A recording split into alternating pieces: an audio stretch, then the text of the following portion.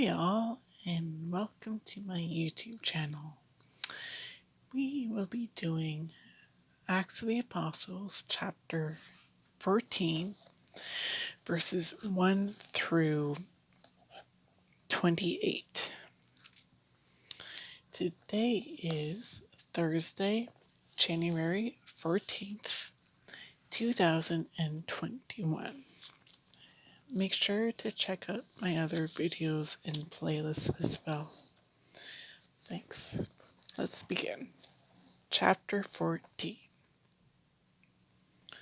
Paul and Barnabas at Iconium. In Iconium, they entered the Jewish synagogue together and spoke in such a way that a great number of both Jews and Greeks came to believe. Although the disbelieving Jews stirred up and poisoned the minds of the Gentiles against the brothers. So they stayed for a considerable period, speaking out boldly for the Lord, who confirmed the word about his grace by granting signs and wonders to occur through their hands. Granting signs and wonders to occur through their hands. The people of the city were divided. Some were with the Jews, others with the apostles.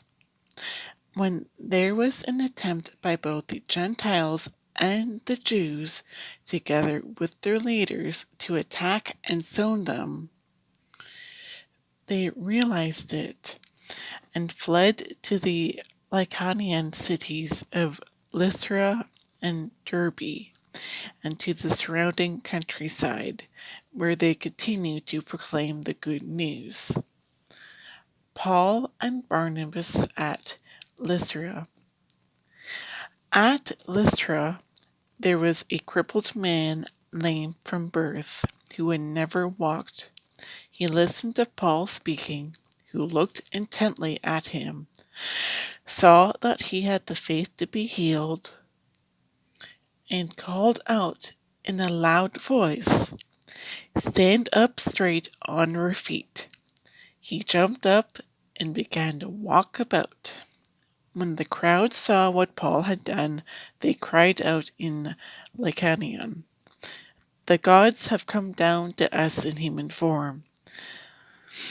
They called Barnabas Zeus and Paul Hermes, because he was the chief speaker.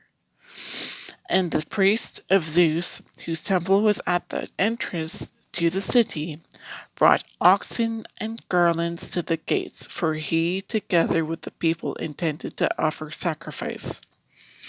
The apostles, Barnabas and Paul, tore their garments when they heard this and rushed out into the crowd, shouting, "Men, why are you doing this? We are of the same nature as you, human beings. We proclaim to you good news that you should turn from these idols to the living God, who made heaven and earth and sea and all that is in them.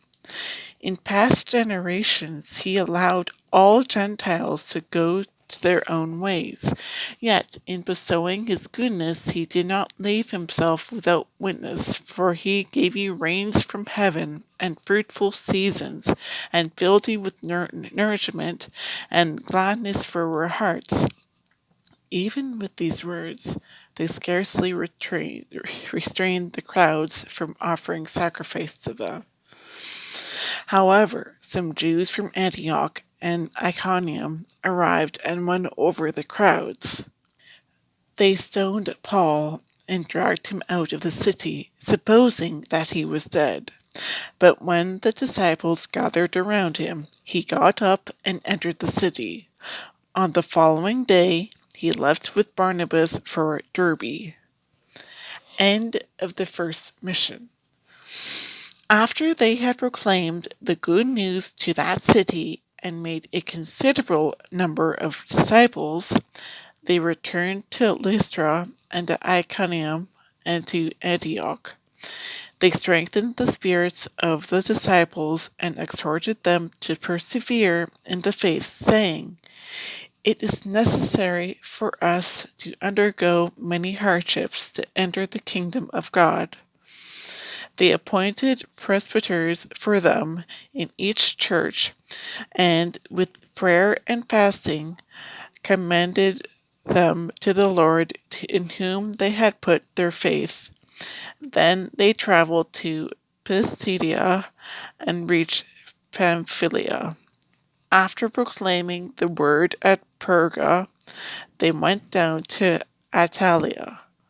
From there they sailed to Antioch, where they had been commended to the grace of God for the work they had now accomplished. And when they had arrived, they called the church together and reported what God had done with them and how he had opened the door of faith to the Gentiles.